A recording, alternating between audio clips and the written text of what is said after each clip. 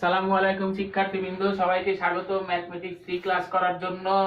আজকে আমরা ম্যাথমেটিক্স 3 বই এর অনুশীলনী 2 এর একটা অতি সংক্ষিপ্ত অঙ্ক করব আর কি।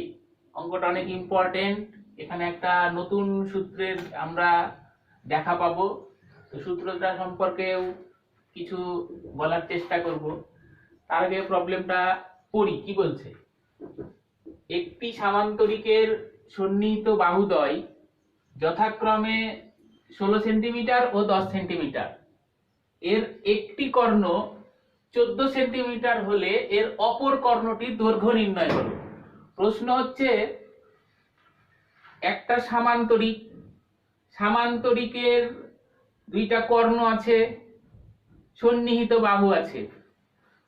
সন্নিহিত বাহু বলতে যেমন এই বাহু আর এই বাহু একই মানের হয়, এই বাহু আর এই বাহু একই মানের হয়, তাহলে সন্নিহিত বলতে এটা আর এটা বুঝবো।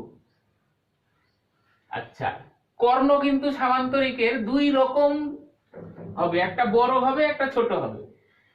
এখন আমাকে বলে দিয়েছে একটা কর্ণ 14 আর একটা কত। তো প্রথমে আমরা একটা সামান্তরিক আঁকানোর পরে নাম দিয়েছি এ বি সি ডি, একটা সামান্তরিক। যে যে মান দেওয়া আছে নাম অনুসারে মানগুলা লিখেছি। এ বি মানে একটা সন্নিহিত বাহু 16 দেয়া ছিল, লিখেছি 16 সেন্টিমিটার। এডি আর একটা সন্নিহিত বাহু, ওটা ছিল 10, ওটাও লিখেছি 10 সেন্টিমিটার। বিডি হচ্ছে একটা কর্ণ, এই কর্ণটার মান দেয়া আছে 14, ওটাও লিখেছি। এখন আমি দেখতে পাচ্ছি যে কর্ণদ্বয় পরস্পরকে ও বিন্দুতে ছেদ করেছে। একটা জিনিস মনে রাখতে হবে, সামান্তরিকের ক্ষেত্রে কর্ণদ্বয় পরস্পরকে সমানভাবে সমদ্বিখণ্ডিত করে, এটা একটা বেসিক জিনিস। আবার বলছি, সামান্তরিকের কর্ণদ্বয় পরস্পরকে সমানভাবে সমদ্বিখণ্ডিত করে। তার মানে এই যে দুটা কর্ণ ও বিন্দুতে মিলিত হওয়ার পর এতটুকুও যা এতটুকুও তা সমান, আবার এতটুকুও যা এতটুকুও তা এটাও সমান। সামান্তরিক হলে এটা হবেই। তাহলে আমরা এতটুকু বুঝতে পারছি যে এই বিডি কর্ণটা টোটালটা 14 দেয়া আছে, আমি এটাকে দুই ভাগে ভাগ করেছি, মনে করলাম ওডি আর ওবি। তার মানে 14 কে দুই ভাগ করে দিলেই আমার ওডিও পেয়ে যাব, ওবিও পেয়ে যাব, ব্যাপারটা এরকম।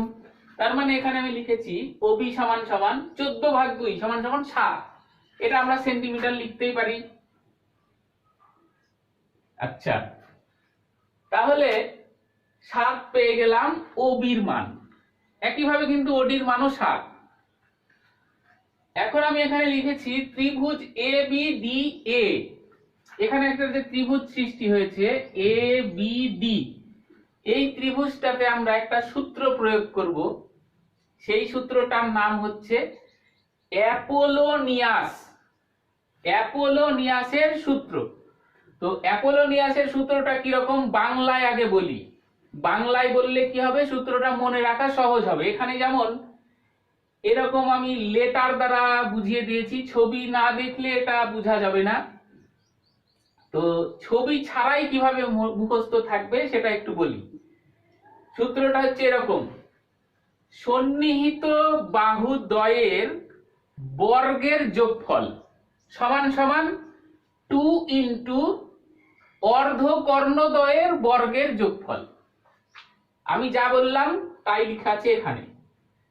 কি বললাম, সন্নিহিত বাহুদ্বয়ের বর্গের যোগফল। এই যে এবি একটা সন্নিহিত বাহু, এডি একটা সন্নিহিত বাহু, তার মানে এবি স্কয়ার যোগ এডি স্কয়ার সমান সমান 2 ইন্টু বলেছিলাম অর্ধকর্ণদ্বয়ের বর্গের যোগফল। অর্ধকর্ণদ্বয় বলতে এখানে যে দুই রকমের কর্ণ আছে না, একটা ছোট কর্ণ একটা বড় কর্ণ, দুটাকেই হাফ হাফ করার পরে অর্ধকর্ণর সৃষ্টি হবে। তার মানে দুই রকমের যদি কর্ণ থাকে, দুই রকমেরই অর্ধকর্ণ আছে, এতটুকু আর এতটুকু। এখানে লিখে দিয়েছি ওবি স্কয়ার প্লাস ও এ স্কয়ার, ওবি ও এ। তার মানে কি হলো, এই ত্রিভুজটার ক্ষেত্রে দুই রকমের কর্ণ নেওয়া হয়ে গেল। একইভাবে কিন্তু আমরা অন্য অঙ্কের ক্ষেত্রে প্র্যাকটিসের সময় অন্য ত্রিভুজও বিবেচনা করতে পারি, হিসাব মতন নিলে যা হবে ঠিকই হবে। এবার আমরা কিচ্ছু করব না, যার যার মান সেটা সেটা বসাবো। এবি 16, এডি 10, ওবি 7, ও এ জানি না, থেকে গেল।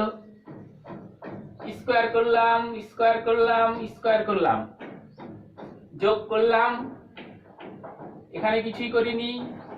এবার এই যে 356 2 দিয়ে ভাগ দিয়েছি, 178 হয়েছে। 49 এপারে যোগ ছিল, ওপারে যে বিয়োগ হয়ে 129 হয়েছে। 129 এর স্কয়ার ওদিকে যে রুট করেছি 11.35 হয়েছে। এটার নাম কি, ও এ। ছবিতে ও এ বলতে বুঝায় ওই যে আরেকটা কর্ণ ছিল, ওই কর্ণটার অর্ধেককে বুঝায় ও এ। আমার তো দরকার টোটালটা, প্রশ্নে বলেছে না অপর কর্ণ, পুরাটা দরকার, ডাবল করে দিব হয়ে যাবে।